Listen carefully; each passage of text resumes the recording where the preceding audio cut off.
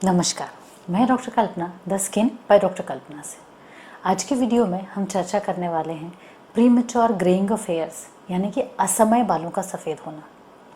Actually बालों के सफ़ेद होने को हम उम्र के साथ जोड़ते हैं, इसीलिए जब युवाओं में 20s में या 30s में उनके बाल जल्दी सफ़ेद होने शुरू हो जाते हैं तो उनकी लाइफस्टाइल जो है, उनकी जो सेल्फ एस्टीम जो है, उनका जो कॉन्फिडेंस है वो डिस्टर्ब होना शुरू हो जाता है। उनकी जो वर्क लाइफ है वो डिस्टर्ब होनी शुरू हो जाती है, क्योंकि उनके कॉन्फिडेंस की कमी आनी शुरू हो जाती है। बालों का सफ़ेद होना अगर आपका 30-35 की उम्र के बाद होता है तो वो नॉर्मल है, लेकिन अगर 25 की उम्र के पहले आपके बाल सफ़ेद होने लगते हैं तो हम इसे प्रीमेच्योर ग्रेइंग ऑफ हेयर्स में कंसीडर करते हैं। एक्चुअली होता क्या है, हमारे शरीर में, हमारे बालों की जड़ों में, हमारी आँखों में और हमारी स्किन में जो कलर होता है वो मेलेनोसाइट्स के कारण होता है, जो एक पिगमेंट बनाती हैं जिसे हम मेलेनिन कहते हैं।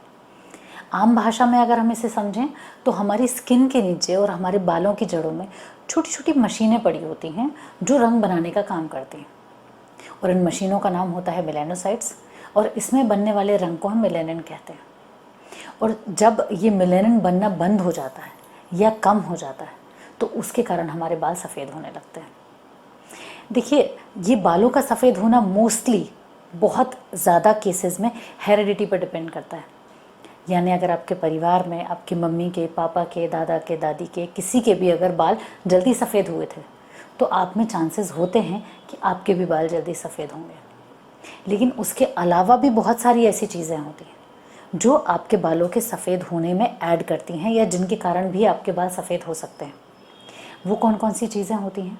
अगर आप स्मोकिंग करते हैं, अगर आप अल्कोहल कंजम्पशन ज़्यादा करते हैं, अगर आप में थायराइड की समस्या है, अगर आप में डायबिटीज़ की समस्या है, इसके अलावा कुछ और ऑटोइम्यून डिसऑर्डर्स होते हैं जिनमें ये प्रॉब्लम ज़्यादा होती है।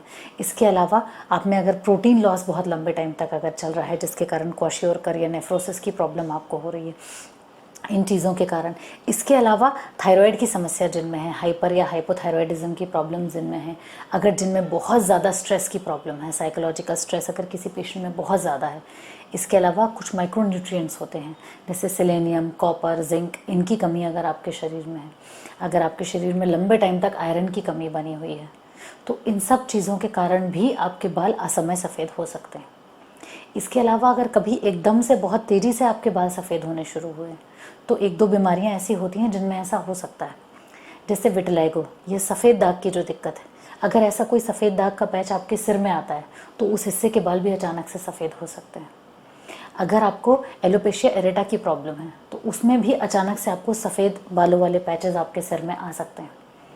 इसके अलावा कुछ दवाइयाँ होती हैं जिनके सेवन से कई बार लोगों में टेम्परेरी कुछ बाल सफ़ेद हो जाते हैं, जैसे क्लोरोक्विन, और ऐसी बहुत सारी दवाइयाँ हैं जिनसे ऐसा होता है।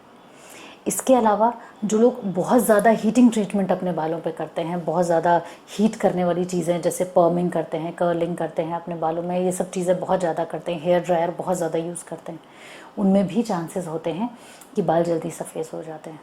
इसके अलावा कुछ लोग बालों में ब्लीचिंग ट्रीटमेंट बहुत ज़्यादा कराते हैं, हाइड्रोजन पेरोक्साइड से ब्लीच किया जाता है, वो ब्लीचिंग ट्रीटमेंट बहुत ज़्यादा कराते हैं, उनमें भी चांसेस ज़्यादा होते हैं कि उनमें बालों में सफ़ेदी जल्दी आ जाती है।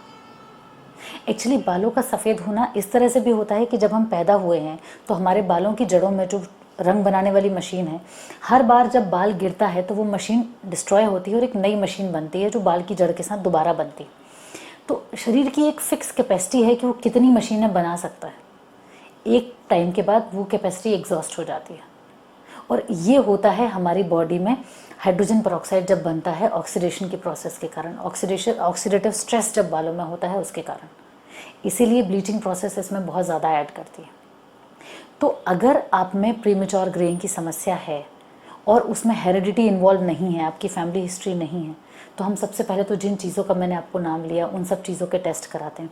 डायबिटीज़ है, थायराइड है, माइक्रोन्यूट्रिएंट्स की डिफिशिएंसी है, आयरन की डिफिशिएंसी है, इन सब को रूल आउट करने के लिए हम आपके ब्लड टेस्ट कराते हैं, और अगर इनमें कोई समस्या आती है तो अकॉर्डिंगली उनके सप्लीमेंट्स हम पेशेंट्स को देते हैं। इसके अलावा बायोटिन, जिंक, सेलेनियम, कॉपर के सप्लीमेंट्स इन जनरल हम पेशेंट्स को देते हैं। इसके अलावा कुछ दवाइयाँ ऐसी भी हैं जिनमें देखा गया है कि पेशेंट्स में टेम्परेरीली रीपिगमेंटेशन आता है। वो कौन कौन सी दवाइयाँ हैं? पहली है पाबा, यानी पैरा अमीनो बेंजोइक एसिड। दूसरी होती है आपकी मेलेटिन नाम की एक मेडिसिन होती है, जिसके कारण भी होता है। लेटेनोप्रास्ट है। लेटेनोप्रास्ट के अलावा एल मिथ्यूनिन नाम की अभी एक दवा है जिसके कारण ऐसा होता है।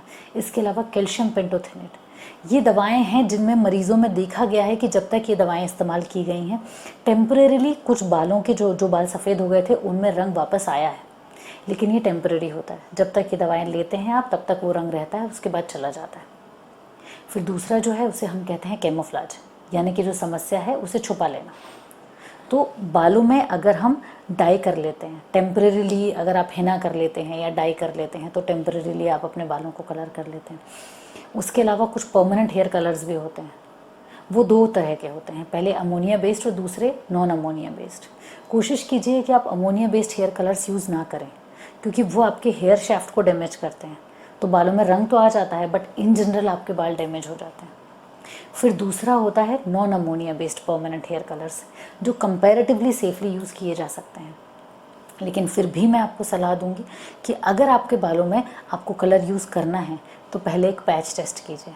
अगर आपको उस कलर से एलर्जी नहीं हो रही है सिर्फ और सिर्फ तभी उसका इस्तेमाल कीजिए, और उसके बाद भी जितनी कम से कम फ्रीक्वेंसी में आप हेयर कलर को यूज़ कर सकते हैं उतनी कम से कम फ्रीक्वेंसी में यूज़ कीजिए, क्योंकि कितना भी डैमेज कम हो लेकिन फिर भी आप अपने बालों को केमिकल से एक्सपोज कर रहे हैं, तो उसके कारण आपके बाल डैमेज होते हैं। तो अपनी डाइट प्रॉपर रखिए, अपनी थायराइड, शुगर, माइक्रोन्यूट्रिएंट्स को मेंटेन रखिए, आपके बालों में केमिकल का एक्सपोजर कम से कम रखिए, हीटिंग ट्रीटमेंट्स मत कीजिए, ब्लीचिंग ट्रीटमेंट्स मत कीजिए, और उसके अलावा अगर ज़रूरत हो तो ही हेयर कलर्स और डाइज़ का इस्तेमाल कीजिए। धन्यवाद।